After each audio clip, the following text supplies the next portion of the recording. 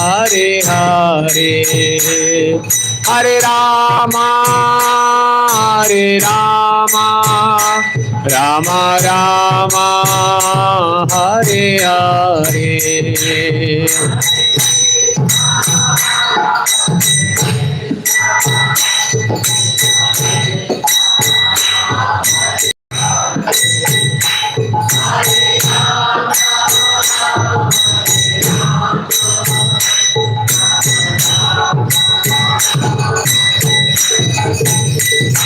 हरे कृष्णा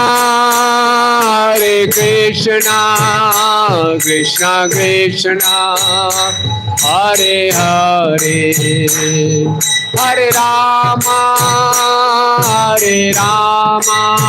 राम राम हरे हरे।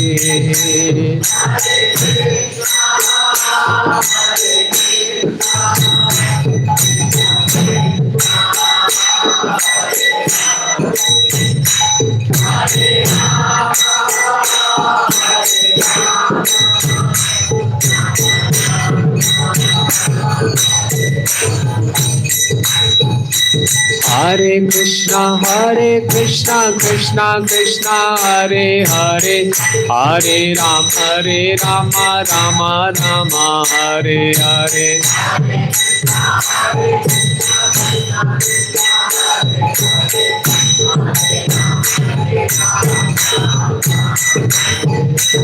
हरे कृष्णा कृष्णा कृष्णा हरे हरे हरे राम राम राम हरे हरे।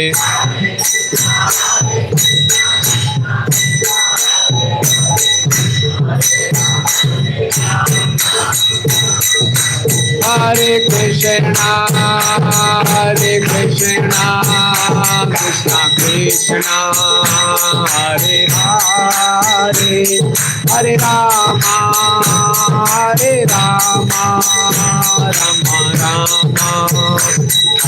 हरे।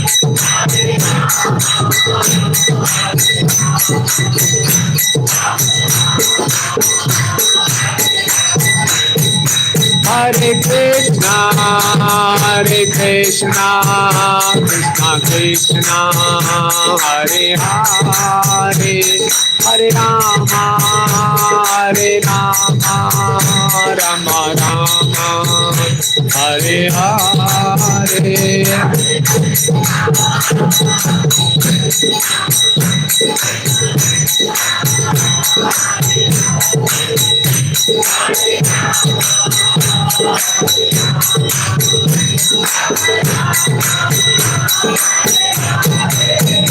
जय प्रभुपदा श्रीला प्रभुपदा।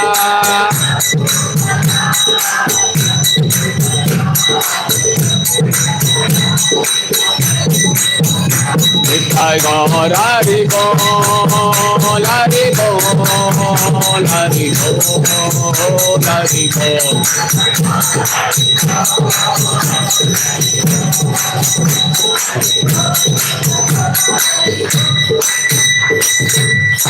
जय विष्णुपाद परमहंस प्रवचिकाचार्य स्तोत्र Shri Srimad his divine grace A C Bhaktivedanta स्वामी शील प्रभुपाद की। इस्कॉन फाउंडर आचार्य Jagat Guru सेविदा hold world AC Bhaktivedanta स्वामी शील प्रभुपाद की। जय विष्णुपाद परमहंस प्रवचिकाचार्य स्तोत्र Shri Srimad his divine grace Bhaktisiddhanta शिक्षा गुरु महाराज प्रभुपाद की। अनंत कोटि वैष्णव वृंद की नामाचार्य शिला हरिदास ठाकुर की। प्रेम से कहो श्री कृष्ण चैतन्य प्रभु नित्यानंद श्री अद्वैत गदाधर शिवासादि गौर भक्तवृंद की। श्री श्री राधा वृंदावन चंद्र जी की। श्री श्री गौर निताय की। श्री सीताराम लक्ष्मण हनुमान की। श्री जगन्नाथ बलदेव सुभद्रा सुदर्शन जी की। प्रहलाद नरसिंह सिंह देव भगवान की, अनंत कोटि वैष्णविंद की, इंद्र देवी तुलसी महारानी की, ग्रंथराज श्रीमद् भागवतम की, यशोदा दामोदर भगवान की, कार्तिक मास की, निताई गौर प्रेमानंदे। All glories to the assembled devotees, all glories to the assembled devotees, all glories to the assembled devotees, all glories to Shishi Guru and Gauranga, all glories to Srila Prabhupada ki jai. Jaya Jaya Shri Chaitanya Jaya Nityananda. Jaya Jaya Shri Chaitanya Jaya Nityananda. Jaya Dvaita Chanda Jaya Gaura Bhakta Vrinda. Jaya Dvaita Chanda Jaya Gaura Bhakta Vrinda. Jaya Jaya Shri Chaitanya Jaya Nityananda. Jaya Dvaita Chanda Jaya Gaura Bhakta Vrinda. Ashwin Padmanabha Kartike Damodar, Radha Damodar Anya Bhajendra Kodar. Ashwin Padmanabha Kartike Damodar, Radha Damodar Anya Bhajendra Kodar. Ashwin Padmanabha Kartike Damodar, Radha Damodar Anya Bhajendra Kodar.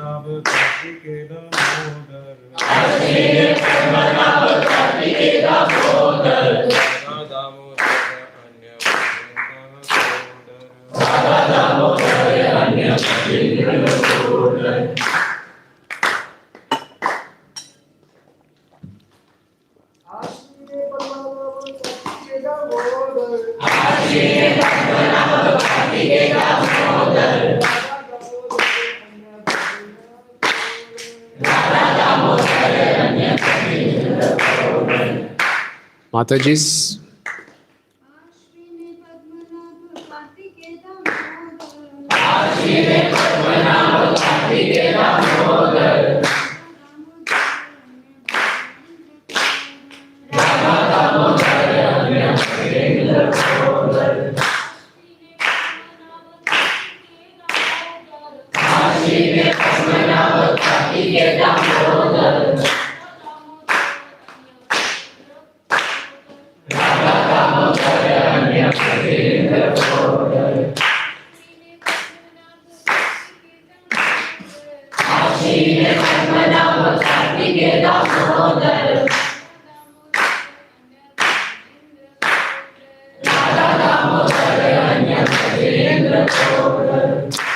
धन्यवाद। अनुवाद AC Bhaktivedanta स्वामी श्रील प्रभुपाद जी के द्वारा। श्रील प्रभुपाद की जय। आश्विन मास के प्रधान देवता पद्मनाभ हैं और कार्तिक मास के दामोदर हैं। ये दामोदर वृंदावन के नंद महाराज के पुत्र राधा दामोदर से भिन्न हैं। ओम अज्ञानतिमिरन्धस्य ज्ञानाञ्जनशलाकया चक्षुरुन्मीलितं येन तस्मै श्रीगुरुवे नमः। श्रीचैतन्यमनोभीष्टं स्थापितं येन भूतले स्वयं रूप कदा मह्यं ददाति स्वपदान्तिकं। वन्देऽहं श्रीगुरो श्रीयुतापदकमलं श्रीगुरून् वैष्णवांश्च श्रीरूपं साग्रजातं सहगण रघुनाथान्वितं तं सजीवं साद्वैतं सावधूतं परिजनसहितं कृष्णचैतन्यदेवं श्रीराधा कृष्णपादान् सहगण ललिता श्रीविशाखान्वितांश्च। हे कृष्ण करुणा सिंधु दीनबंधु जगत्पते गोपेश गोपिका कांत राधा कांत नमस्तुते। तप्त कांचन गौरांगी राधे वृंदावनेश्वरी। वृषभानुसुते देवी प्रणमामि हरिप्रिये। वाञ्छाकल्पतरुभ्यश्च कृपा सिन्धुभ्येव च पतितानां पावनेभ्यो वैष्णवेभ्यो नमो नमः। जय श्री कृष्ण चैतन्य प्रभु नित्यानंद श्री अद्वैत गदाधर श्रीवासादि गौर भक्त वृंद। हरे कृष्णा कृष्णा कृष्णा हरे हरे, हरे राम राम राम हरे हरे। नमो विष्णु पादाय कृष्ण पृष्ठाय भूतले श्रीमते भक्ति वेदांत स्वामिनिति नामिने। नमस्ते सारस्वते देवे गौरवाणी प्रचारिणे। निर्विशेष शून्यवादी पाश्चात्य देश तारिणे।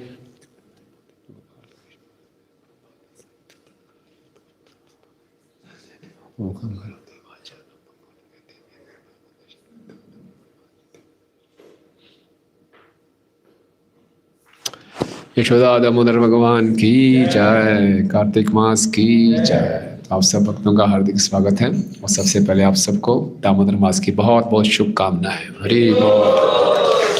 तो ये दामोदर मास हम सभी गौड़िया वैष्णव के लिए बहुत महत्वपूर्ण है और ये ऐसा मास है जिसमें पूरा वातावरण एक विशेष शक्ति से आप्लावित रहता है ना। पूरे वातावरण में एक शक्ति है और हमारा कर्तव्य बनता है कि इस शक्ति का हम पूरा लाभ उठाएं।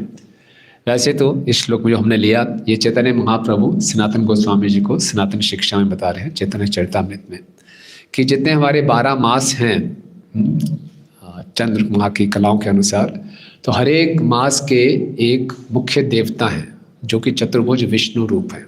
जैसे हम तिलक लगाते हैं ललाटे के शिवम ध्यानम नारायणम अथोदरे वक्षस्थलम माधवम तुम गोविंदम कंठकुपे, तो 12 विष्णु के नाम लेते हैं। उसी प्रकार से हर मास का एक प्रधान देवता है जो कि चतुर्भुज विष्णु है।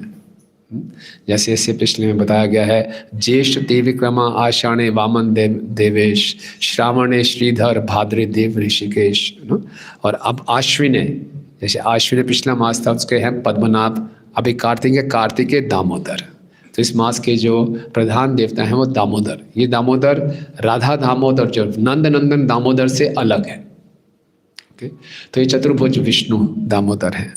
और एक यशोदा दामोदर हैं जो हम दिखते हैं सामने, यशोदा मैया कृष्ण को बांध रही हैं। दाम मतलब रस्सी और उदर मतलब पेट। और एक राधा दामोदर हैं, राधा रानी ने भी कृष्ण को बांधा था। तो 3 दामोदर हो गए, यशोदा दामोदर, राधा दामोदर और दामोदर चतुर्भुज विष्णु। तो जो भी है, तो ये जो मास है ये दामोदर मास भी जाना जाता है क्योंकि इनके चतुर्भुज विष्णु इनके प्रधान देवता हैं। क्योंकि यशोदा मैया के साथ दामोदर लीला हुई इसलिए भी दामोदर मास है, राधा दामोदर लीला भी हुई और साथ में कार्तिक मास भी है, इसको ऊर्जा व्रत भी कहते हैं। तो बहुत विशेष। तो देखिए इस मास में हम कुछ भी भक्ति का कार्य करते हैं उसका अनगुनत समय लाभ मिलता है। वैसे तो भगवान गीता में कहते हैं स्वल्प से धर्म से त्रायतो महतो भयात। अगर कोई भक्ति में थोड़ा सा भी कुछ कर लेगा उसका सनातन लाभ है। लेकिन इस मास में विशेषता है, कुछ खास विशेषता है। आप सबको अनुभव होती है इस मास में विशेषता कुछ? कितने भक्त ऐसे जो पहली बारी कार्तिक व्रत रखेंगे? बाकी सबका अनुभव हो चुका है ना। तो इस मास में हम हमेशा प्रतीक्षा करते हैं कब ये मास शुरू होगा। तो इसमें क्या विशेषता रहती है कि हम ज़्यादा से ज़्यादा हमें मौका मिलता है हम कृष्ण का श्रवण कर सकें, कीर्तन कर सकें, उनका स्मरण कर सकें। हमारी जो साधना भक्ति का तरह के हमारे नियम हैं, 64 उसमें नियम हैं, उन सब का मुख्य सार क्या है? स्मर्तव्य सततम विष्णु विस्मर्तव्य न जातोचित सर्वविधि निषेध इत्येव किंकरा। जितने भी हम नियमों का पालन करते हैं उसका मुख्य उद्देश्य है कि हमारे कृष्ण का स्मरण बना रहे। हम कभी भी कृष्ण को भूलें नहीं, कभी नहीं भूलना। कृष्ण को भूलना बहुत खतरे का काम है। जैसे एक बार ही बोल दिया हमेशा कृष्ण को याद करो, कभी कृष्ण को भूले नहीं, तो दोबारा बोलने की क्या जरूरत थी? एक बार बोल दिया ऑलवेज रिमेंबर कृष्णा बहुत है ना, नेवर फॉरगेट कृष्णा। ऐसा क्यों हुआ? 2 बार क्यों बोलते हैं? हैं, ताकि याद रहे। 2 बारी बोलते हैं, 3 बारी बोलते हैं, हमेशा कृष्ण को याद करो, हमेशा कृष्ण को याद करो, हमेशा कृष्ण को याद करो। बोले एक बार हमेशा याद करो, कभी भूलना नहीं। भूलने के प्रवृत्ति हैं, भूलने के तो फक नहीं, उस बात पे ज़्यादा जोर डालें। हाँ, कि बोलोगे तो भी खतरा है ना। जैसे बच्चों को बोलते हैं, देखो कल आपका एनुअल डे है, सबको आना है, ठीक है, नहीं आए तो नंबर कटेंगे। बोला जाता है ना ऐसे, बोल दिया पहले सबको आना जरूरी है, यह अपने आप में बहुत है, लेकिन दुआ नहीं आए तो फिर नंबर कटेंगे। तो कृष्ण को स्मरण करना बहुत जरूरी है, नहीं आए तो फिर देख लेना। नहीं किया स्मरण तो फिर देख लेना ना। हम सब देख ही रहे हैं, इतने जन्मों से देख ही रहे हैं संसार में। कृष्ण बोलिया जी बना दी बही मुखे, अतः माया तारे दे संसार दुखे। हमारे जीवन में जितने भी दुख हैं उसका मूल कारण है कृष्ण को भूलना। और भगवान की मायावी शक्ति हमें ऐसे दिखाती है कि जितना कृष्ण को भूलोगे उतना आनंद में आओगे। लोग मंदिर में आने से क्यों कतराते हैं? भाई बहुत ज़्यादा भक्ति में आगे बढ़ेंगे तो हमारा आनंद छूट जाएगा, इसलिए लोग भक्ति में आगे बढ़ने से थोड़ा घबराते हैं। हम भी भक्ति में आगे थोड़ा करें, इतना ठीक है प्रभु जी, आगे मत खींचो इतना ना। हमारी भक्ति भी एक लक्ष्मण रेखा है, उसके पार हम नहीं जाएंगे। तो हम भी भक्ति में अपने आप को लिमिट करके रखते हैं कि हमें डर है भक्ति में ज़्यादा बढ़ गए तो कुछ चला जाएगा, डर लगता है। ओके, तो ये माया है, माया जो भगवान को भुला देती है। तो इसलिए कृष्ण को जो भूलना है ये सारे दुखों का कारण है, मुख्य कारण, मूल कारण है करना। तो कार्तिक मास में भगवान हमें विशेष सुविधाएं देते हैं कि आपका हमेशा कृष्ण का स्मरण बना रहे। जो संसार के नित्यबद्ध जीव हैं वो हमेशा कृष्ण को भूले हुए हैं। जो नित्य मुक्त जीव हैं भगवान के धाम में वो कभी कृष्ण को भूलते नहीं। नित्यबद्ध और नित्य मुक्त में अंतर क्या है?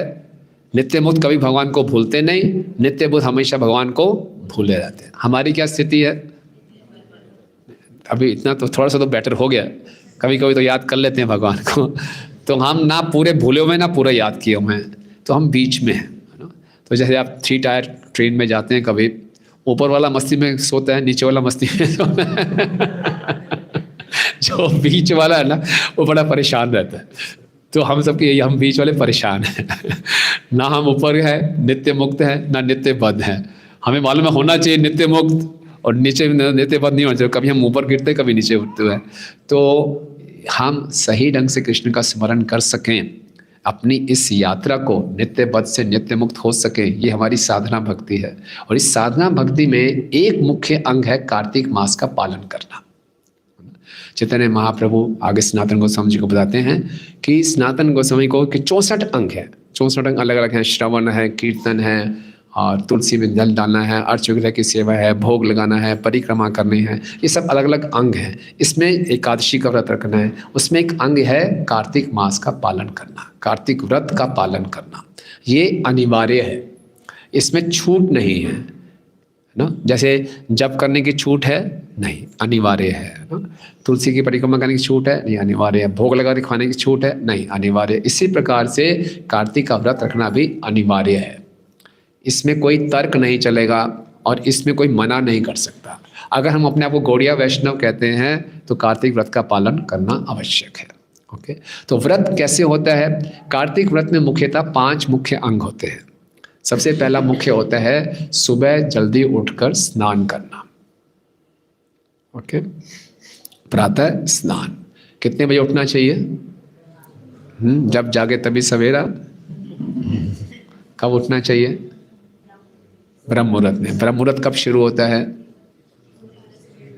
सूर्य उदय से 2 मुहूर्त पहले, 96 मिनट, 96 मिनट पहले ब्रह्म मुहूर्त शुरू होता है। लगभग 4:10 लगा लीजिए आप। उससे पहले पहले हमें उठ जान के स्नान कर लें। ओके, कई लोग बहुत नहीं तो बहुत जल्दी हो गया, इतना नहीं हो सकता, कोई बात नहीं, 1 महीने के लिए उठ के स्नान कर लें। बहुत नींद आ रही है दोबारा सो जाना। लेकिन कार्तिक में सुबह उठ के स्नान करने मात्र से कहा गया है आपको पंचकुला में बैठे बैठे सारे 30 स्थानों में स्नान करने का फायदा मिल जाएगा। कितने पैसे की बचत करा दी देखिए ना। तो वो जो पैसा बचेगा वो मंदिर निर्माण में देना है आपको। ठीक है, तो सुबह उठ के स्नान इतना महत्व है, इतना महत्व है इसका। इसलिए जो लोग भक्ति नहीं भी कर रहे, जो पूर्ण रूप से भौतिकता में लिप्त हैं, वो भी कार्तिक व्रत का इतना ध्यान रखते हैं भाई सुबह उठ के स्नान कर लो। बाद में जो सो जाएंगे कोई दिक्कत नहीं है। तो सुबह उठ के पहला काम है प्रातः स्नान। दूसरा है हरि जागरण, भगवान को जगाना, यानी कि मंगल आरती करना। ओके, मंदिर में आ सकें तो बहुत अच्छा है, उत्तम है। मंदिर में प्रतिदिन नहीं आ सकते तो घर में भी एक शेड्यूल बनाइए मंगल आरती का।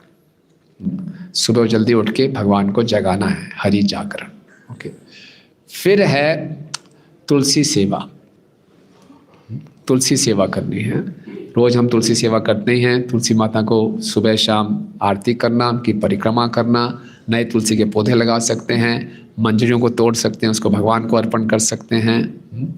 तो कुछ भक्त लोग ऐसा व्रत लेते हैं कि तुलसी को तोड़ के भगवान के लिए लाएंगे। भगवान को तुलसी दल बहुत प्रिय हैं, तो सेवा होगी, तुलसी महारानी भी प्रसन्न होती हैं, है ना। तुलसी महारानी की अच्छी केयर करना, तो तुलसी सेवा।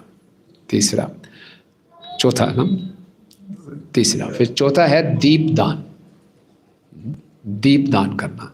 तो दीप दान का बहुत महत्व बताया गया है। बताया जाता है कि जो कार्तिक के मास में दीप दान करता है, निमिष मात्र के लिए भी, है ना, निमिष मात्र मतलब कि आँख पलक झपकने के लिए समय में इतना दीप दान कर देता है, अपने करोड़ों करोड़ों जन्मों के पापों से वो मुक्त हो जाता है। इतनी विशेष बात है। और बताया गया है दीपदान, जिसने एक बारी भी दीपदान कर दिया उसको, एक थोड़ी दुख की बात है, कभी यमराज जी के दर्शन नहीं होंगे। आप चाहते हैं हमारे यमराज से मिलना, देखते हैं 12 महाजनों में से एक है, मैं देखना चाहता हूँ कैसे। लेकिन अगर गलती से भी आपने दीपदान कर दिया तो यमराज जी बोले आई am not available for you ना, मैं अलाउ नहीं मेरे को आपको दर्शन देना। तो इसीलिए इतना इसका महत्व है। अब हम और बताया गया है कि कोई अगर वृंदावन में जाके अनचाहे मन से भी थोड़ी सी भी सेवा कर देता है तो भगवान उसको क्या कर देते हैं, प्रेमा भक्ति प्रदान कर देते हैं। इतना विशेष है। तो इस दीपदान के विषय में आपने कहानियाँ सुनी होंगी, अलग अलग पुराणों में अलग अलग कथाएँ हैं, लेकिन भक्ति संदर्भ में जीव गोस्वामी जी इसके विषय में बताते हैं कि वैदर्भ के राजा की एक पुत्री थी जिसका नाम था ललितिका। तो ललितिका का विवाह किया काशी के राजा के साथ। तो काशी के राजा की पहले से 300 पत्नियां थी। तो ललितिका का जब विवाह हुआ काशी राजा के साथ, तो वो काशी का जो राजा था इस अपने नई रानी से, जो 301 नंबर की रानी थी, उसे बहुत आसक्त था। और जब कार्तिक का मास आया, ललितिका क्या करती थी, सारे मंदिरों में जाके खूब हजारों दिए जलाती थी, और नदी के तट पे जाके दिए जला रही है, कुएं के तल पे सब जगह दिए दिए जला रही है। सब रानियों ने कहा क्योंकि ऐसी सेवा करती है तभी राजा को बहुत प्रिय है। तो सब रानियों ने से पूछा तुम खुद क्यों दिए जलाती हो, किसी अपनी नौकरानी को, सेविका को बोल दो, खुद क्यों जलाती हो। तो उसने बोला नहीं, मुझे ये जलाना, इससे मैं भगवान के प्रति कृतज्ञता प्रकट करती हूँ। तो बोला ऐसा क्या है। तो बोले ये भगवान की बहुत विशेष कृपा है मेरे पे। उसने फिर बताया मैं अपने पिछले जन्म की कहानी बताती हूँ, और भगवान की कृपा से मुझे पिछला जन्म याद है। अधिकांशतः पिछला जन्म याद होता नहीं। जिन जीवों को पिछला जन्म याद होता है उनको जात स्मर कहा जाता है, कि उनको पिछला जन्म याद रह जाता है। लेकिन भगवान की कृपा रहती है, हमें पिछला जन्म भुला देते हैं, क्योंकि हमारे इस जन्म में इतने दुखड़े हैं, उसी में इतने परेशान रहते हैं। पिछले जन्म के कुछ दुख याद है तो हम जीना मुश्किल हो जाएगा। लेकिन इसको जो राजकुमारी थी, इसको बहुत कृपा थी, इसके ऊपर पिछला जन्म याद था। मेरे पिछले जन्म में मैं एक चूहिया थी, है ना। राजकुमारी खुद बता रही है। आप कल्पना की राजकुमारी बोल रही मैं एक चूहिया थी, और मैं नरसिंह भगवान में चूहिया थी। उसका ये सौभाग्य था। आपकी पंचकुला में भी काफ़ी चूहे मैंने सुना, तो उनका भी सौभाग्य है। लेकिन इसका मतलब नहीं कि चूहे वो रहने दें। लेकिन वो चूहे थी एक नरसिंह भगवान के मंदिर में, और एकादशी का दिन था। पुजारी जी दीप जला के चले गए, और ये चूहिया थी, इसको भूख लगी थी, इसे देखा जोत जल रही है, इसमें बहुत घी है, तो उसने उसको कुछ मीठा समझा और आके उसको खाना चाहा। और जब खाना चाहा तो उसके जो बाल थे उसमें आग लग गई, और बेचारी को आग लग गई तो जल रही थी, बहुत पीड़ा हो रही थी। तो अपने आप से पीड़ा से बचने के लिए ऐसे उछल रही थी। तो नरसिंह भगवान ने सोचा मेरी आरती कर रही है, और उछलते उछलते उसने प्राण त्याग दिया। तो नरसिंह भगवान ने लिया कि मेरी आरती करके प्राण त्याग दिया, इसको मनुष्य जीवन मिलना चाहिए। तो उसको क्या मिल गया कि राजकुमारी बना दिया, और उसको याद रहा, और फिर राजकुमारी बन के इस जीवन में उसने भक्ति करके वो भगवत धाम वापस गए। ओके, तो ये ललितिका बोलती है कि मैंने अनचाहे अनजाने में अपनी जान बचाने के लिए मैं तो ऐसा कर रही थी, भगवान ने सोचा मैं आरती कर रही हूँ, और अगर मैं भगवान को बड़े प्रेम से दिया अर्पण करूँगी तो भगवान मेरा क्या करेंगे, है ना। आप सोच रहे हैं, इसको बोलते हैं कैमुतिक न्याय। जैसे अजामिल ने बोला कि मैंने बुढ़ापे में बिना श्रद्धा के अपने पुत्र को पुकारते हुए सारे पाप करते हुए मैंने एक बार ही नारायण बोला, मेरे से इतना अच्छा लाभ मिल गया। अगर मैं कोई युवा अवस्था में प्रेम से बिना पाप किए हुए और भगवान को पुकारेगा, उसका क्या हर्ष होगा। इसी ढंग से उन्होंने सोचा, मैंने तो अनजाने में दीप अर्पण किया था, भगवान ने इसको आरती ले लिया, जब मैं वास्तव में प्रेम पूर्वक आरती अर्पण करूंगी तो भगवान क्या करेंगे। ये भगवान की कृपा है। इसी ढंग से जी ब्रह्मा जी भी भगवान के प्रार्थना करते हैं कि पूतना आपको विष पिलाने आई, उसको आपने माँ बना दिया, जो वास्तव में माँ बन के आपको दूध पिलाती है, आपका प्रेम करती है, उसके साथ क्या करोगे, आपके पास बचा क्या हो। तो ये भगवान की असीम करुणा है। हम भगवान की करुणा की सीमा जान नहीं सकते। और इन बातों पे ऐसा नहीं कहना चाहिए तो अतिशयोक्ति है, ऐसा संभव नहीं है, नहीं। श्री चैतन्य दया करो विचार, विचार करे चित्ते पावे चमत्कार। कृपा को हम तर्क से नहीं समझ सकते, नहीं समझ सकते तर्क से। ये भगवान कैसे कृपा करते हैं, ये हमारी शक्ति, हमारी अचिंत्य है ये। तो आप सोचिए कि इसका मतलब क्या है। इसका मतलब ये है, इस दामोदर मास में भगवान बहाना ढूंढ रहे हैं अपनी भक्ति देने के लिए। जैसे कि हम बहाने ढूंढते हैं भक्ति ना करने के, भगवान बहाना ढूंढते हैं अपना प्रेम देने के। ये जिद है भगवान की, मैं तो दे के ही छोड़ूंगा। हमें कहते हैं हमें नहीं चाहिए, कोई बात नहीं, आओ आओ आओ आओ आओ। जैसे प्रभुपाद जी उदाहरण देते हैं कि बड़े बड़े स्टोर्स में कंसेशन सेल सेल सेल लगी होती है, तो जो सेल्स में जाके हम कपड़े खरीदते हैं, हमें लगता है कि हमने दुकानदार को मूर्ख बना दिया। दुकानदार सोचते आ गया एक और मूर्ख आया, चलो। तो दोनों सोचते हैं दूसरे को मूर्ख बना रहे हैं। तो इस दामोदर मास में कौन किसको मूर्ख बना रहा है, भगवान हमें मूर्ख बना रहे हैं? नहीं।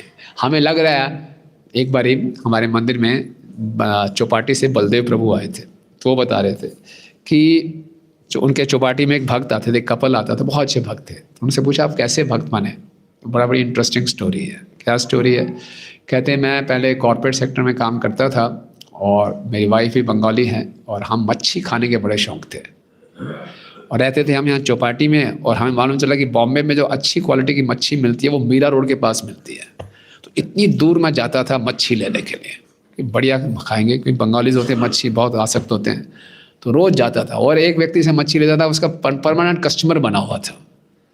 तो बस ठीक है जी, ले आ रहे मच्छी, जा रहे कर रहे। तो वो बोले इतना आना जाना रोज़ मच्छी ले जाने के लिए आने जाना होता है, उसने घर ही शिफ्ट कर लिया।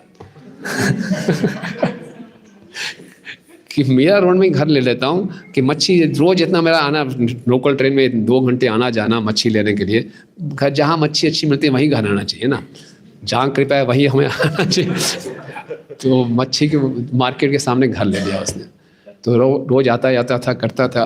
तो एक दिन उसने देखा, मच्छी लेने जा रहा था ऑफिस से आके, कि मंदिर है एक, पूरा अंधेरा है और सब ऐसे दीप दिखा रहे हैं, अंदर बहुत अच्छा आवाज़ आ रही है, सुंदर कीर्तन चल रहा है। तो बड़ा आकर्षक हो गया। वो मेरा रोड का मंदिर था हमारा। तो अंदर घुस गया, ऐसे देखूं तो से क्या है। जैसे ही अंदर घुसा, ऑटोमेटिक सिस्टम ने किसी ने हाथ में दिया पकड़ा दिया। वो लाइन थी, उसको पता नहीं, जैसे किसी ने बोला यहाँ जगह कर दिया। फिर आगे चलते चलते चलते सबने ये क्या, वो उसने भी यूँ कर दिया। और बाहर आए बोले यहाँ दिया रखो। फिर बाहर आए, हमें हाथ में खीर प्रसाद पकड़ा दिया, खाया। फिर जाके फिर मच्छी लेने चला गया। फिर चलो फिर रोज ऐसे होने लगा।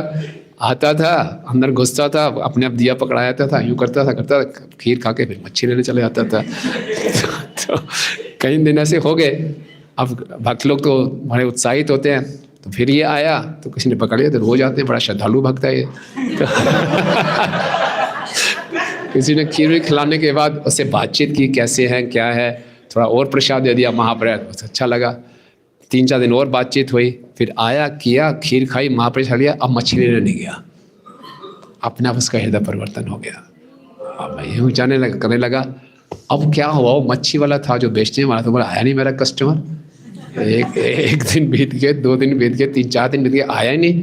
उसको पता नहीं कार्तिक मास में क्या क्या हो गया उसके साथ। तो बड़ा परेशान था, मेरा इतना अच्छा कस्टमर है, सालों का गायब हो गया। तो फिर अचानक एक बार वो साइकिल में आ रहा था, देखा इस व्यक्ति को, बोले यार दिखाई देगा दिखाई देगा, अरे घुस गया, ये तो अंदर घुस गया, मंदिर में घुस गया, और फिर बाहर आके गायब।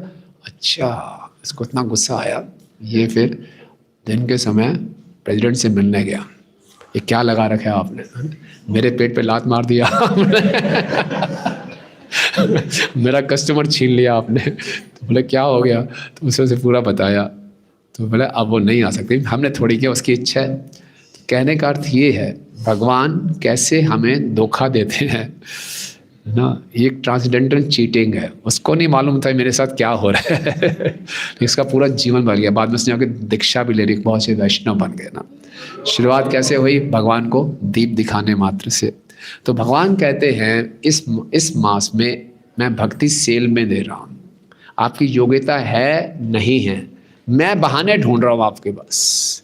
आप इतने क्या बोलें, बदजीव इतना जिद्दी है, इतने बहाने ढूंढता है, हम दीक्षा भी ले लेते हैं फिर भी बहाने ढूंढते हैं भक्ति में तेजी से आगे ना बढ़ने के लिए। तो कार्तिक मास में भगवान कहते हैं कुछ भी हो जाए, मैं आप थोड़ी सी चीज़ करोगे, मैं आपको प्रेम देना चाहता हूँ बस। भगवान हमसे ज़्यादा आतुर है हमें अपने पास बुलाने के लिए, हम इतने आतुर नहीं हैं। आपको मैं पूछूंगा आप में से कितने लोग भगवत धाम जाना चाहते हैं, हम हाथ तो सड़क खड़ा कर देंगे। तो एक बार हमने दिल्ली में एक्सरसाइज की थी, हमारे एक कांग्रेगेशन लीडर ने अपने क्लास में बोला, अभी आपके सामने राधा वृंदावन चंद्र प्रकट हो जाएं, आप में से कितने लोग जाना चाहेंगे? पहला ऑप्शन, दूसरा ऑप्शन 10 साल के बाद, तीसरा ऑप्शन नहीं जाना। तो एक प्रभु जी ने बोल दिया अभी। माता जी जोर से चिल्ला पड़ी, बेटी की शादी कौन करेगा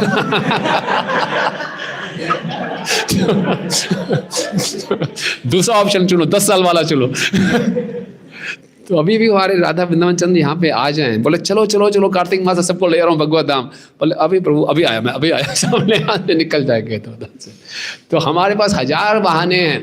नहीं, भगवान कहते हैं आपके जितने मर्जी बहाने हो, मेरे पास ही बहाने, मैं छोड़ूंगा नहीं आपको, चाहे जाने अनजाने अब थोड़ा सा भी कर दोगे मैं तो पकड़ लूंगा, ये भक्ति, ये तो भक्ति मान लूंगा मैं स्टैंप लगा दूंगा शुद्ध भक्ति की उसके ऊपर। तो ये कार्तिक मास का मूड है, ये बताने का हम प्रयास कर रहे हैं।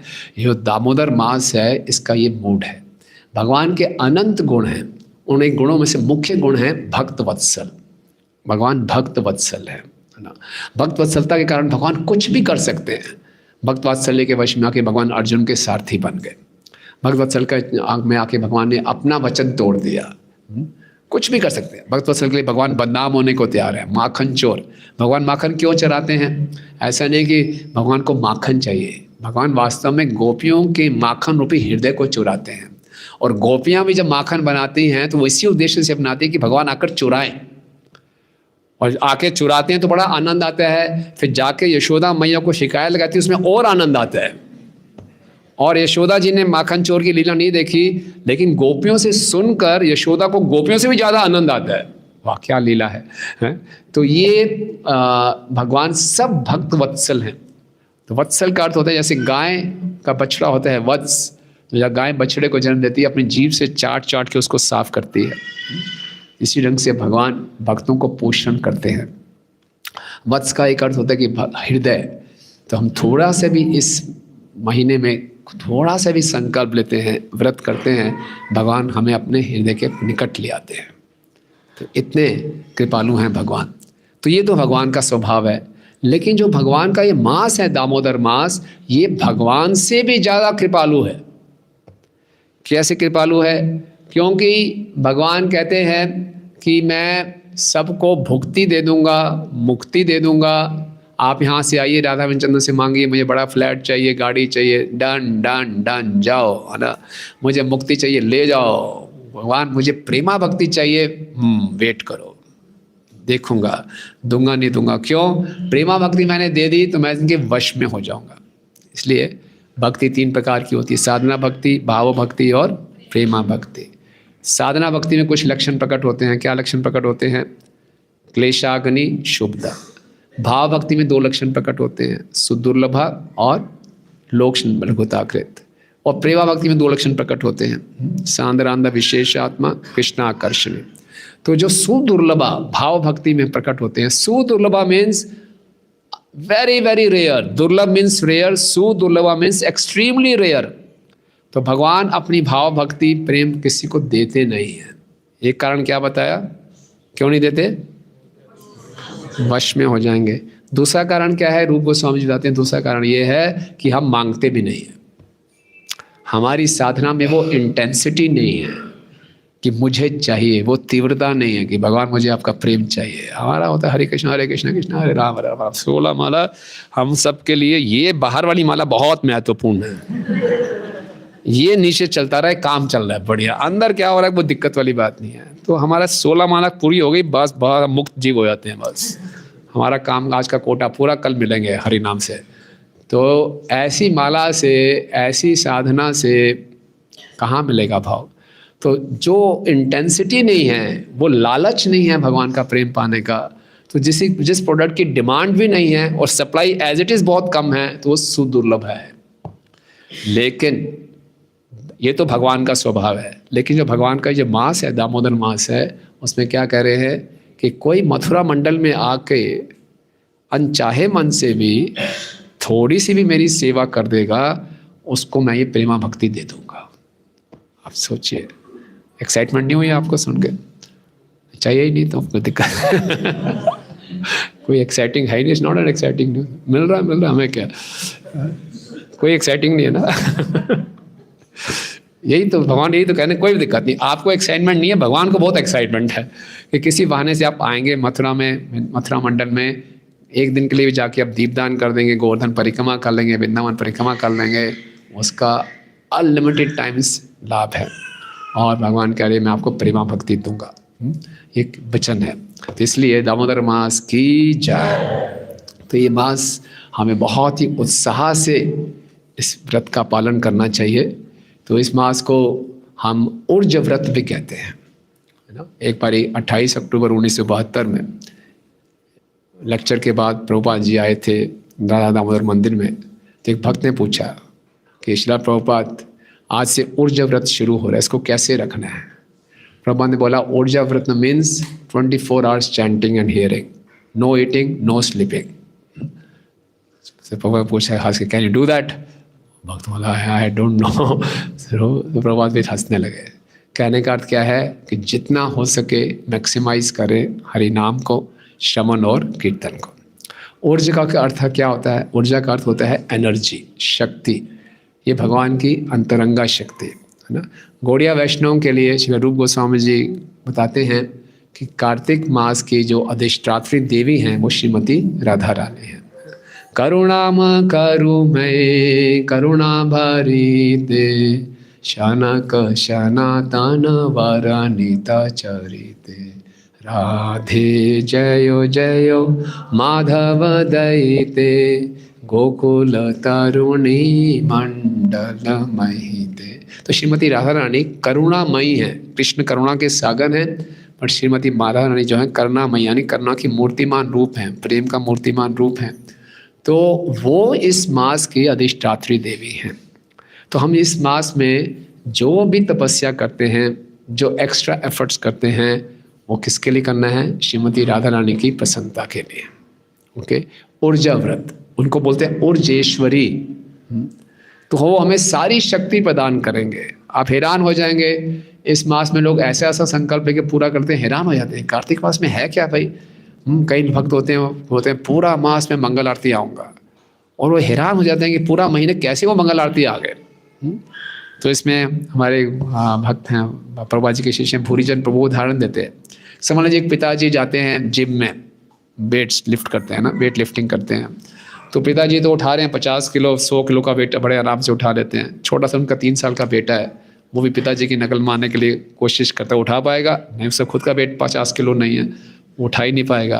लेकिन थोड़ा सा ऐसे डम्बल उठाने का प्रयास करता है, पिताजी क्या करते हैं, खुद उठा देते हैं ऐसे। तो उस बच्चे को लगता है मैंने उठा दिया, खुश हो जाता है। तो ऐसे ही इस मास में श्रीमती राधा रानी ऊर्जेश्वरी है। हम थोड़ा सा भी संकल्प लेते हैं कुछ करने का, तो हमें श्रीमती राधा रानी की कृपा प्राप्त होती है।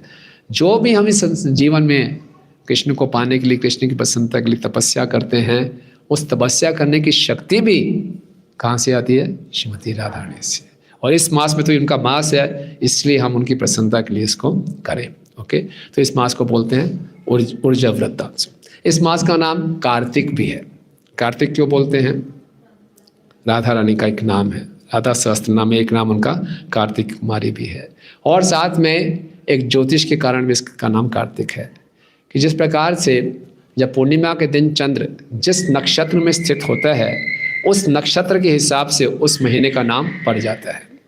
जैसे अगर चंद्र विशाखा सखी में, विशाखा नक्षत्र में है तो उस नाम पड़ेगा वैशाख। तो इस मास में जो चंद्र है पूर्णिमा के दिन कृत्तिका जो नक्षत्र है उसमें होता है तो उसके नाम से पड़ गया नाम कार्तिक। ओके, तो इस महीने को कार्तिक भी बोलते हैं, ऊर्जा व्रत भी बोलते हैं, दामोदर मास भी बोलते हैं। ये हमने चर्चा किया। और साथ में अगर हम इस मास में दीपदान करते हैं तो देखिए, वैसे तो जो कथा हमने सुनाई, जो चुईया थी वो दीपदान उसने तो किया नहीं, वो तो कुछ खाने आई थी, अपनी जान बचाने के लिए वो चल रही थी बेचारी। लेकिन हम जो दीपदान करें बहुत ही उत्साह के साथ करें और भगवान के सुंदर मुखारविंद पे मेडिटेट करते हुए करें ना। तो भगवान के रूप में हम मेडिटेट करते हुए दीपदान करेंगे तो संसार के रूपों से हमारा आकर्षण खत्म होगा। और भगवान कहते हैं ये यथा माम प्रपद्यन्ते तांस्तैव भजामि। हम भगवान को दीपदान देते हैं तो भगवान क्या करते हैं, क्या करेंगे दीप से? भगवान गीता में कहते हैं तेषामैव अनुकंपार्थम अहम अज्ञानजं तमा नाशामि आत्मभावस्त ज्ञान दीपेन भास्वता। आप मुझे दीप अर्पण करोगे, मैं ज्ञान का दीप आपके हृदय में प्रज्वलित करके आपके सारे अंधकार को खत्म करूंगा। तो ये विशेषता है। और भी कोई भी सेवा, और बताया गया शास्त्रों में कि अगर कोई भगवान को बड़े प्रेम से सुगंधित फूलों की माला बना के भगवान को अर्पण करता है तो भगवान ऐसे भक्त के लिए वैकुंठ में स्थान फिक्स कर देते हैं। तो माता जी लोग तो बनाते हैं, बहुत प्रभु जी लोग भी बना सकते हैं, वैसे भी हर दिन आप बनाते हैं। लेकिन कार्तिक मास में अगर फूलों की माला बना के भगवान को अर्पण करेगा, कार्तिक मास में अगर कोई आके मंदिर की सफाई करता है ना, जैसे रोज हम सेवा करते हैं, नहीं कार्तिक मास में जो सेवा हो जाती है उसके लिए भगवान विशेष जैसे कि बहाना ढूंढे, नहीं इसको भी गोलोक धाम ले जाओ, ऐसा भगवान का स्वभाव है। ओके, इस मास में ज़्यादा से ज़्यादा दान करना, ज़्यादा से ज़्यादा जप करना, ज़्यादा से ज़्यादा श्रवण करना। बताया गया इस मास में अगर कोई प्रतिदिन आके भागवतम का श्रवण करता है तो उसको सारे के सारे 18 पुराण सुनने का लाभ प्राप्त हो जाता है ना। इस मास में प्रयास करें हम, जो कोई भी व्रत पूरा तभी माना जाता है इस मास में हम पूर्ण रूप से ब्रह्मचर्य का पालन करें तो उसका पूरा लाभ मिलेगा। पूर्ण रूप से ब्रह्मचर्य का पालन करें। बोला गया इस मास में अगर कोई एक समय खाने का नियम लेता है तो उससे आपकी साधना भी अच्छी हो जाएगी, श्रवण कीर्तन को ज़्यादा समय मिलेगा और भौतिक रूप से भी आपका यश फैलेगा और आप बहुत वीर बन जाएंगे, हीरो बन जाएंगे। और इस मास में बताया गया अगर आप प्रसाद पाते समय बोले नहीं, वैसे आयुर्वेद के हिसाब से भी प्रसाद पाते समय बोलना नहीं चाहिए, लेकिन इस मास में कार्तिक मास में एज एन ऑस्टेरिटी प्रसाद पाते समय बोले नहीं, केवल भगवान की कृपा पे, राधा रानी की कृपा पे मेडिटेट करें तो आपको और कृपा प्राप्त होगी। ठीक है, तो ये कुछ विशेष बातें हैं। अब आपको हम कुछ श्लोकों का उच्चारण करके बताएंगे। कुछ शास्त्रों में इनकी महिमा गाई गई है तो कुछ मैंने श्लोक लिए हैं तो आप मेरे सब पीछे पीछे बोल सकते हैं, है ना। ओके, कार्तिक कार्तिका खलु वै मासम सर्वमासेषु च उत्तमम् पुण्यम परमं पुण्यम पावनम च पावनम। समझ गए ना आप, तो सबको संस्कृत आती है ना, समझ गए ना। कार्तिका खलु वै मासम, जो कार्तिक मास है निश्चित रूप से सर्व मासेषु च उत्तमम, सभी मासों में सबसे उत्तम है कार्तिक का मास। क्यों है? पुण्यम परमम पुण्यम, ये परम पुण्य है और परम पवित्र है। आगे बोलिए, ना कार्तिक समो मासो ना कृतिन समम युगम ना वेद सदृशम शास्त्रम ना तीर्थ गंगाए समम। बोले कार्तिक के समान कोई मास नहीं है और कृत युग सतयुग के समान कोई युग नहीं है, वेदों के समान कोई शास्त्र नहीं है और गंगा के समान कोई तीर्थ नहीं है। ओके। कार्तिका प्रवरो मासो वैष्णवं प्रिय सदा कार्तिकं सकलं यस्तु भक्त्या सेवते वैष्णव। तो इसमें बताया गया है कि कार्तिक मास वैष्णव को हमेशा प्रिय है और इस मास में जितना हम वैष्णवों की सेवा करेंगे उतना विशेष है। ओके। द्वादशो अपि मासेषु कार्तिका कृष्ण वल्लभा तस्मिन् सम्भुज्यतो विष्णुर् अल्पेकैर् अपि उपायने ददाति वैष्णवं लोकम् इति एवं निश्चितम मया। सभी 12 मासों में कार्तिक का मास कृष्ण को बहुत प्रिय है। अगर इस मास में कोई भगवान की थोड़ी सी भी पूजा करता है तो भगवान उस भक्त को अपना धाम दे देते हैं। ये निश्चित रूप से सत्य है। ओके, अब अगला सुनिए। प्रवर्तनम च भक्षणम कार्तिके नियमे कृते अवश्यम कृष्ण रूपत्वं प्राप्यते मुक्तिदाम शुभम। प्रवर्तम च भक्षणम कार्तिके नियमे कृते। अगर हम जो साधारणतः खाते हैं अगर हम उसको उस कार्तिक मास में छोड़ देते हैं तो हमें भगवान श्री कृष्ण जैसे शुभ रूप प्राप्त हो जाता है। इसमें कोई संशय नहीं है।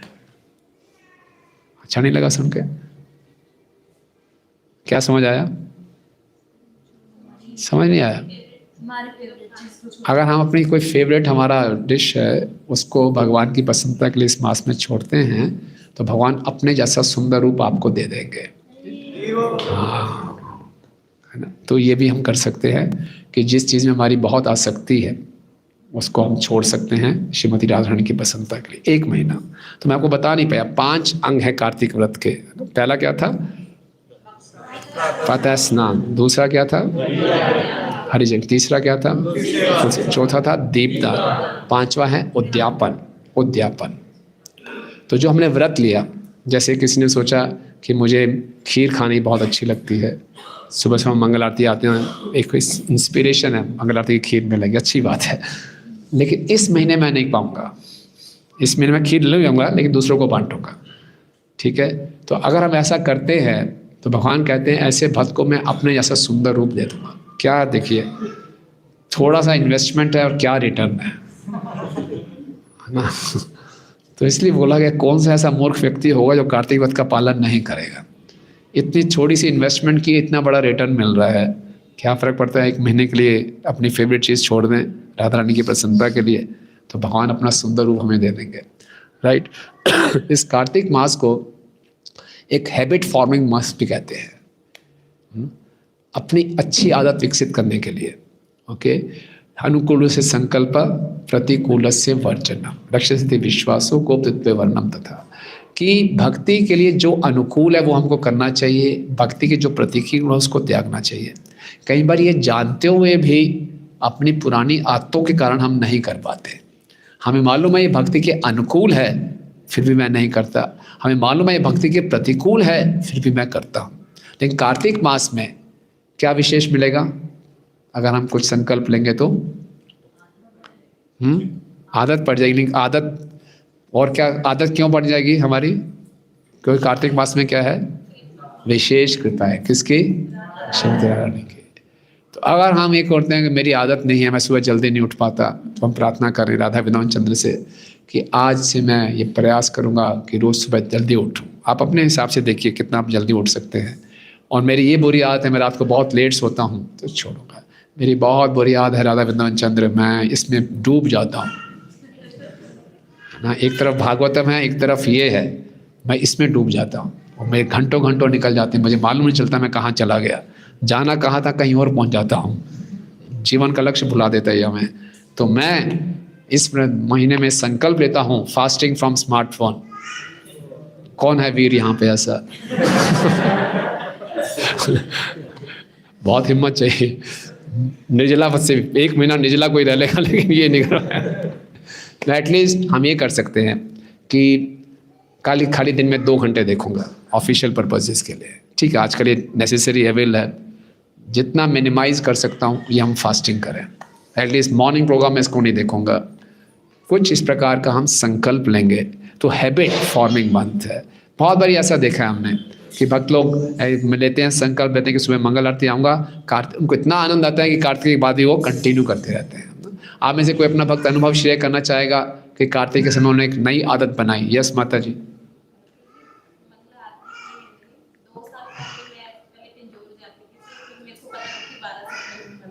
हाँ तो मैं कार्तिक से 1 दिन पहले ही मंदिर आके देख के गई कि मैंने कल से आना है। हाँ आई थी, हाँ अगले दिन से आई। मेरे को था कि मैं 1 महीना आऊंगी कार्तिक में, लेकिन उसके बाद से मैं आज तक रेगुलर आई। देखिए, very nice, so nice, so nice. Okay, सो हैबिट फॉर्मिंग मंथ है।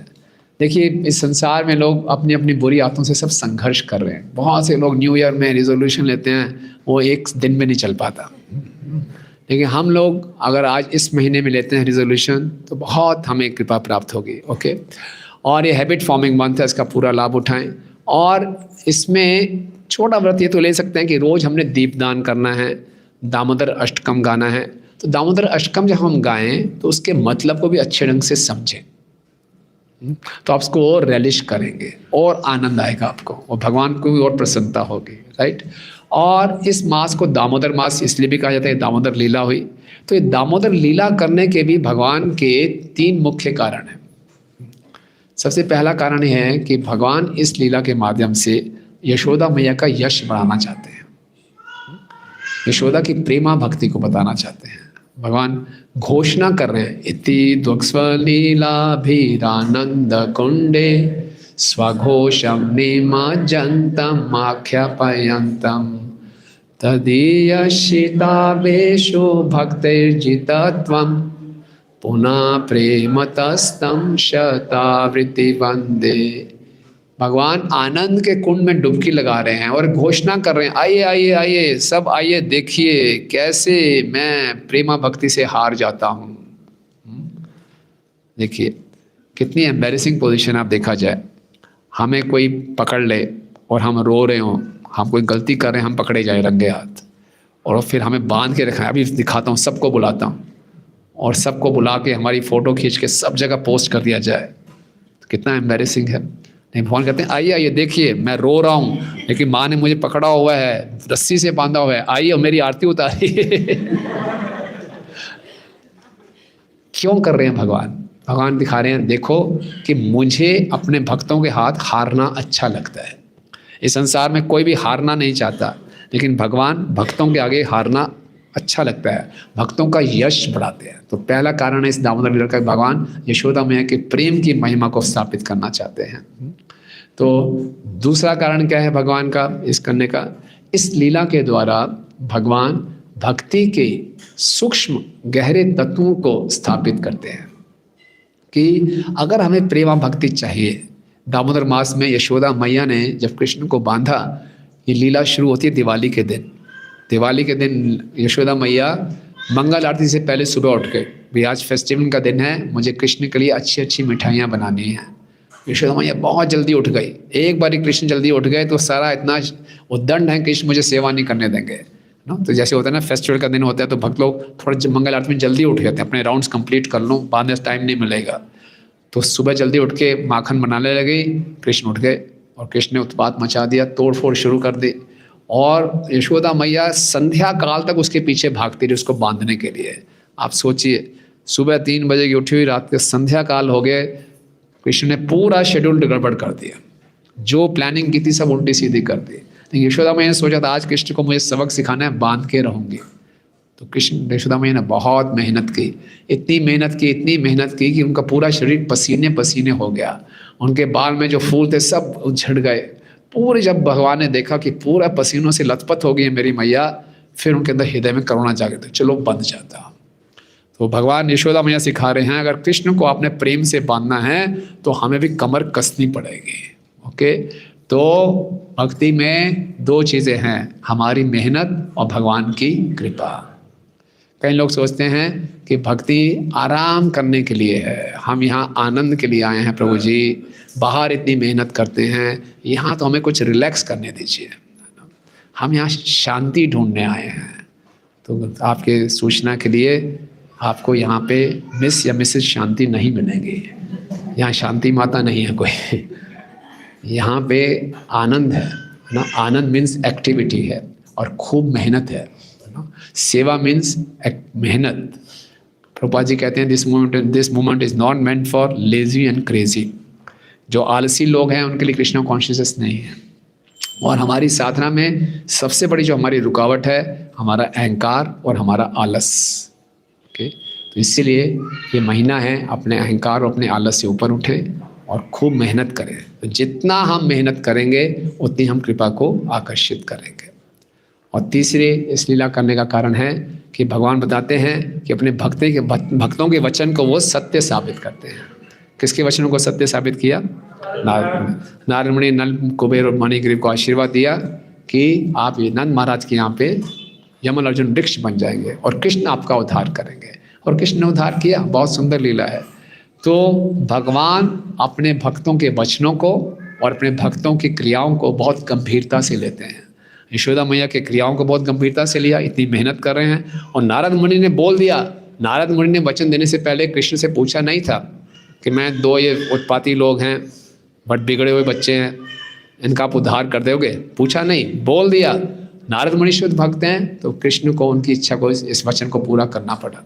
इसी ढंग से हम भी श्रीला प्रभुपाद जी के वचनों को, श्रीला प्रभुपाद की क्रियाओं को बहुत गंभीरता से लें।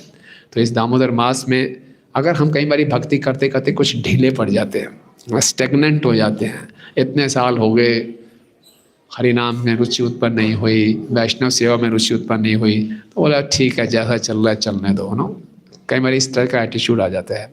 ये दामोदर मास है, पुनः जागृत हो जाए ना, रिनेसेंस, पुनः जागरण, रीडेडिकेशन, दोबारा से अपने आप को डेडिकेट करें, क्योंकि हमने फिर से कृपा को आकर्षित करना है। तो आप सबको इस दामोदर मास की बहुत बहुत शुभकामनाएं, और सब एक दूसरे को उत्साह बढ़ाएं। भक्तों का संघ का अर्थ है कि हम एक दूसरे से प्रेरणा लें और कुछ ना कुछ व्रत जरूर लें, लेकिन ओवर एंथुजियाज्म में ऐसे व्रत ना लेने जिसका हम पालन ना कर पाएँ। ओके, तो कुछ लिटिल स्टेप्स, छोटे छोटे बेबी स्टेप्स लें जो आप कर सकें, थोड़ा सा कष्ट उठा के आप उसको कर सकें। ऐसे कुछ हम व्रत हमें लेने चाहिए, और ये व्रत लेना सबके लिए अनिवार्य है, क्योंकि ये साधना भक्ति का एक अंग है। ठीक है, हरे कृष्णा। किसी कोई प्रश्न या टिप्पणी है तो पूछ सकते हैं।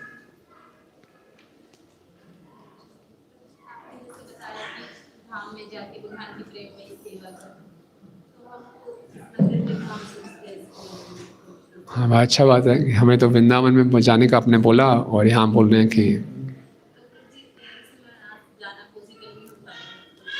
कोई बात नहीं, जो गुरुदाता देश है वो हमारे लिए धाम के समान है। तो प्रभुपाद ने बोले मेरे हर एक के अंदर वैकुंठ हैं, और यहाँ तो राधा वृंदावन चंद्र जी हैं, तो कोई दिक्कत नहीं है।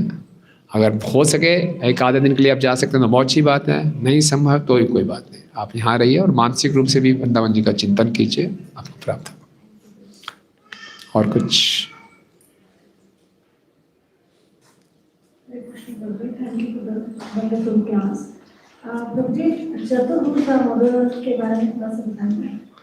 ये जैसे बताया ना कि हर एक मास के एक अधिष्ठाता देव हैं। जैसे हम तिलक भी लगाते हैं तो हम सब दामोदर का नाम लेते हैं, तो उसी ढंग से ये एक वैकुंठ लोक में उनका लोक है, तो जो कि इस मास के अधिष्ठाता देव है। उनका नाम देखिए, भगवान का नाम सनातन है। ये दामोदर नाम जो विष्णु है ये सनातन है। ओके, और लीला के बाद भी दामोदर नाम पड़ा। भगवान का नाम ऐसा नहीं होता हमारा नाम तो चुना जाता है, भगवान के नाम तो एटर्नल है, भगवान भी एटर्नल है, भगवान के नाम भी एटर्नल है। यस प्रभु।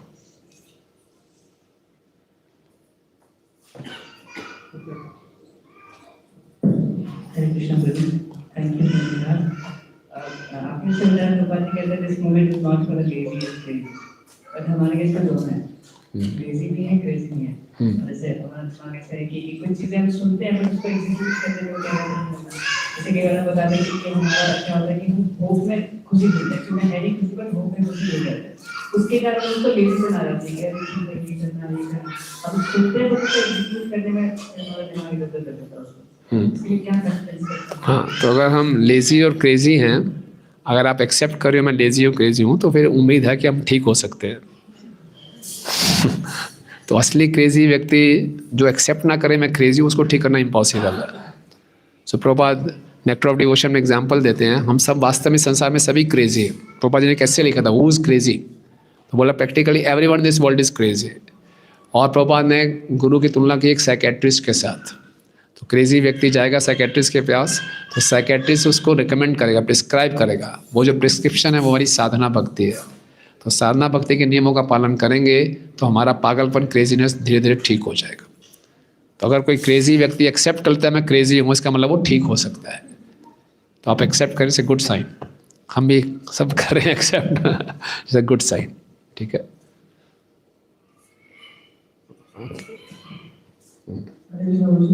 जैसे आपने बताया कि कार्तिक व्रत के आपने 5 चीजें बताई, तो जो रोज मंगलाचरण भी मिस हो रहे हैं, सेवा कर रहे हैं, तो उसकी क्या करेंगे? मंगल आरती कभी जैसे मंगल आरती और मंगल सेवा है, तो मंगल आरती मिस हो गई, सेवा के कारण कैसे मिस हो जाएगी?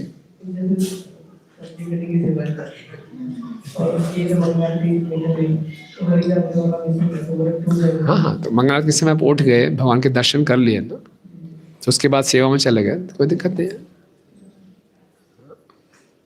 इसके बाद आपने बताया कि गोस्वामी बोलते कि हमारी इच्छा भी नहीं है, हम भगवान से मांगते भी नहीं सकते।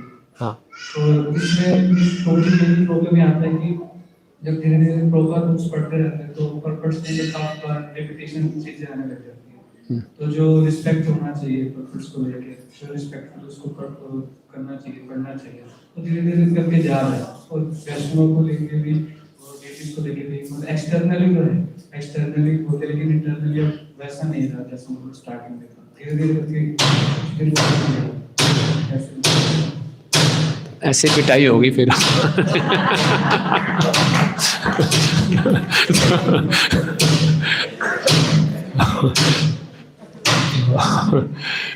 तो फैमिलियरिटी ब्रीड्स कंटेम्प्ट, है ना। तो हम बहुत फैमिलियर हो जाते हैं भक्तों के साथ, शास्त्रों के साथ, डीटीज के साथ। ओके, तो कैसे इस फैमिलियरिटी से बचें? बार बार सुने, बार बार सुने। प्रभुपाद से किसी भक्त ने कहा, प्रभुपाद आप हर लेक्चर में बोलते हैं I am not this body, I am the soul, I am not this body, I am the soul. हम जानते हैं, हम जान गए। प्रभुपाद नहीं, जब तक आप इसको रियलाइज़ नहीं करेंगे मैं बोलता रहूँगा। तो हम प्रभुपाद के पर्पस दोहराए, हमें लगता है कि रिपीट हो रहे हैं, तो क्यों रिपीट कर रहे हैं? बहुत इंपॉर्टेंट है।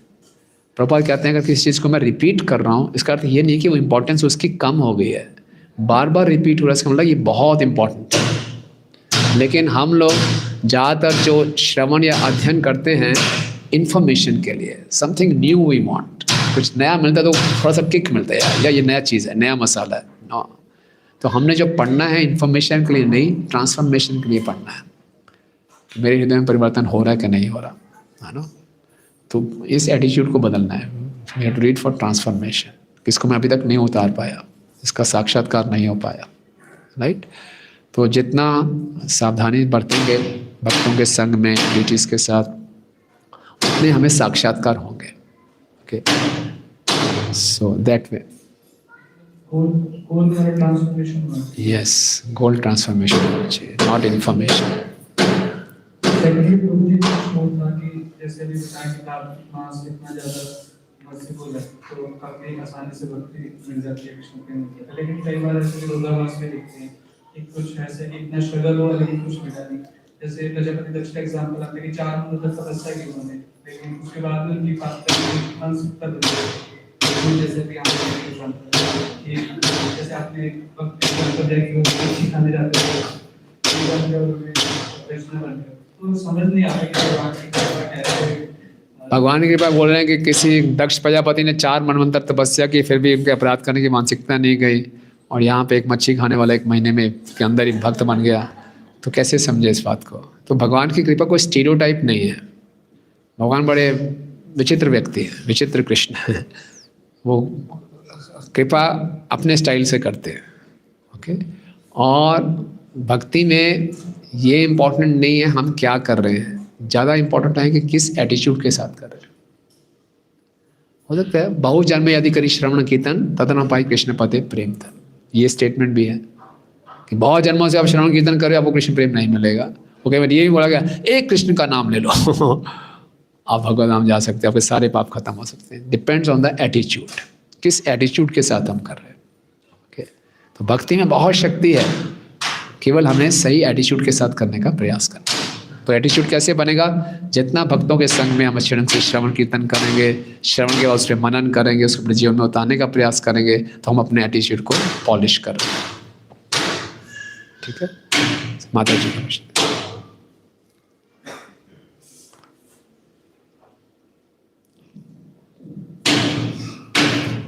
हरे कृष्णा। बहुत एक जनरल क्वेश्चन पूछ रहा हूँ, जैसे दो बहुत अच्छे डिवोटीज टेंपल में तो एक दूसरे से फाइनेंशियल असिस्टेंस लेते हैं, जरूरत थी तो उसके बदले में कुछ लाइबिलिटी कभी वो खुद नहीं कर पाते हैं क्योंकि उनकी कॉन्फिडेंशियल एंगेजमेंट इस तरह की थी कि वो लाइबिलिटी पूरी नहीं कर पाते। तो फर्स्ट थिंग होती है वो उनके अगेंस्ट फाउल लैंग्वेज फिर यूज करते हैं, और फिर वो लैंग्वेज यूज करते हैं तो वो भी जो आगे थे फिर वो भी थोड़ा डराते हैं। तो मुझे क्या मतलब ये वैष्णव और राधे दोनों बहुत अच्छे डिवोटी हैं, अपनी सेवा के लिए बहुत ज्यादा डेडिकेटेड हैं, पर वैष्णव अपराध या फाइनेंशियल होनी की चीज या शुड बी मोर रिस्पांसिबल, इससे क्या है बाकी लोग भी इस बैकबाइटिंग के गेम में आ जाते हैं, एक तरह से कार्तिक का माहौल भी खराब हो जाता है। तो सॉल्यूशन क्या, रिलेशंस वापस से कैसे मेंटेन? ठीक है, कार्तिक मास में थोड़ा भूल के दोनों दीपदान करें इस बात का थोड़ा पेंडिंग कर दें। तो भक्तों के बीच में इसलिए बताया जाता है जो आदान प्रदान है केवल कृष्णा कॉन्शियसनेस होनी चाहिए, है ना। और जितना भौतिकता में हम जाएंगे तो फिर वैसी मेंटलिटी हो जाती है। किसी भक्त को कुछ फाइनेंशियल आवश्यकता है, नीड है, yes we should help each other, लेकिन वो फिर बहुत मैच्योरिटी चाहिए उसमें। कई बारी बहुत जगह ऐसा देखा गया कि तो फिर भक्त लोगों का लोअर नेचर जाग जाता है और वो उसका गलत लाभ उठाते हैं, तो दूसरे को लगता है कि मैं मूर्ख बन गया। तो इस तरह की कॉम्प्लिकेशन ना हो तो पहले तो अवॉइड करें कि भक्तों के बीच में ऐसी ट्रांजैक्शंस हों, अगर हों तो बड़े किसी मैच्योर भक्त के सुपरविजन में हो तो ज़्यादा अच्छा रहता है। तो कई बार मैच्योर डिवोटीज़ को पता ही नहीं होता, आपस में सब आदान प्रदान, फिर बाद में बोलते हैं गड़बड़ हो गए, तो उसमें वेरी सैड, गलत बात है, ऐसे वैष्णव अपराध होते हैं। लेकिन हम लोग अगर दो भक्त के बीच में ऐसे तो हम लोग उसमें इन्वॉल्व ना, ठीक है ना, उनके लिए प्रार्थना करें और हम इन्वॉल्व होने की ज़रूरत नहीं। होगा क्या, उनका तो बाद में सेटल हो जाएगा और हम बीच में इन्वॉल्व होकर अपनी टिप्पणी देंगे, हम फंस गए तो हमें अपनी कमेंट्री नहीं देनी, हमने इन्वॉल्व नहीं होना, हम दोनों के लिए प्रार्थना करें बस, ठीक है ना।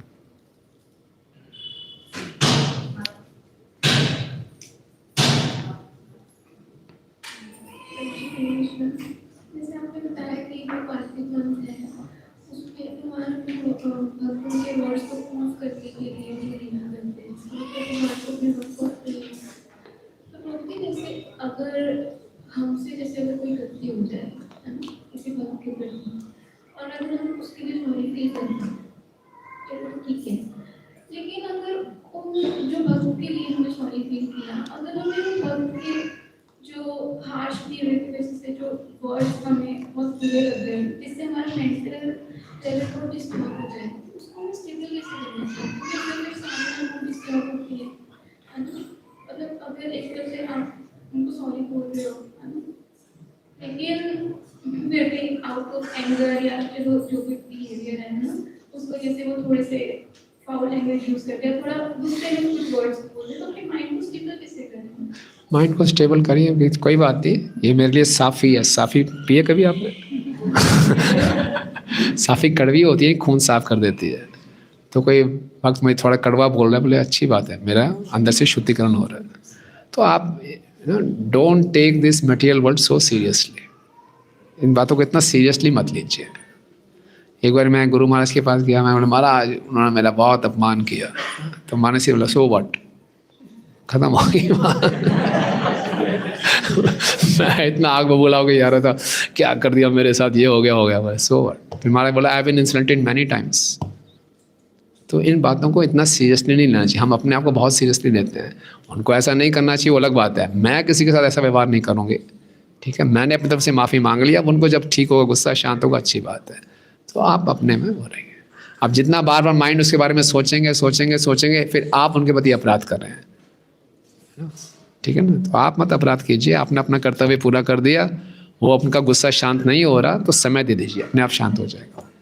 But don't give it so much of importance, उन्होंने ऐसा क्यों बोला, होता है भक्त बोल देते हैं, कोई बात नहीं। प्रभुपाद कहते हैं अगर वैष्णव के बीच में कभी ऐसा हो जाए, एक भक्त बहुत एग्रेसिव हो रहा है तो दूसरा भक्त थोड़ा शांत हो जाए, नहले पे दहला का उत्तर दें, उसको थोड़ा शांत कर दो, तो आपकी शांति को देखकर वो भी शांत हो जाएगा, ठीक है।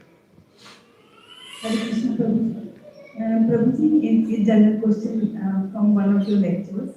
आपने एक बार बताया था कि हम जब नाम लेते हैं तो संकीर्तन के समय ज़्यादातर समय हम छाया नाम लेते हैं और काफ़ी इसमें अटेंशन की ज़रूरत है। और मैंने अपना भी अनुभव किया, हमने काफ़ी इम्प्रूवमेंट किया है, बट फिर भी अटेंशन देने के बावजूद भी मैं और अच्छा उसको हृदय से कैसे। वेरी गुड, ये क्वेश्चन एटर्नल है।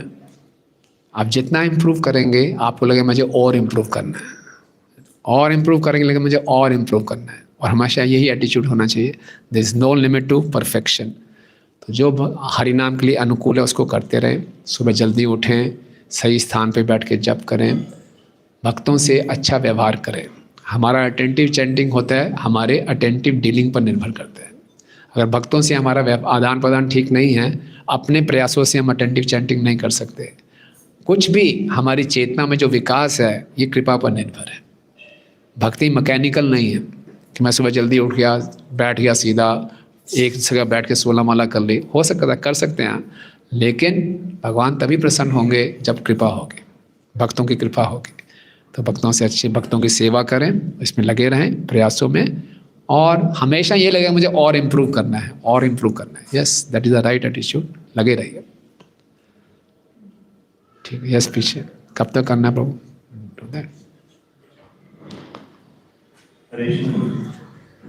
तुलसी माला का क्या महत्व है? अगर भगवान को हम ऑफर करते हैं तुलसी माला, जैसे पूरा गार्लैंड बनाते हैं, वेरी गुड, या ड्यूरिंग फेस्टिवल सीजन्स और नॉर्मल डेज हम ऑफर कर सकते हैं प्रभु जी? व्हाई नॉट, करिए। बनाना थोड़ा मुश्किल है, तुलसी माला बनाने में थोड़ी दिक्कत होती है, लेकिन कोई मेहनत करके बनाता है, भगवान को बहुत प्रिय है, ठीक है।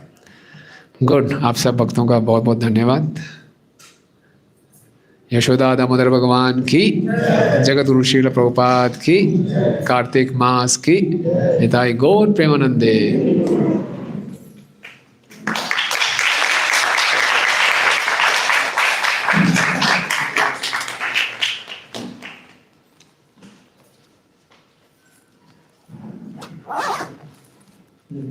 कृष्ण प्रभु जी की जय। जी का बहुत बहुत कार्तिक महिमा के बारे में बताया, हमें इतने ज़्यादा सुना भी नहीं होगा, कितना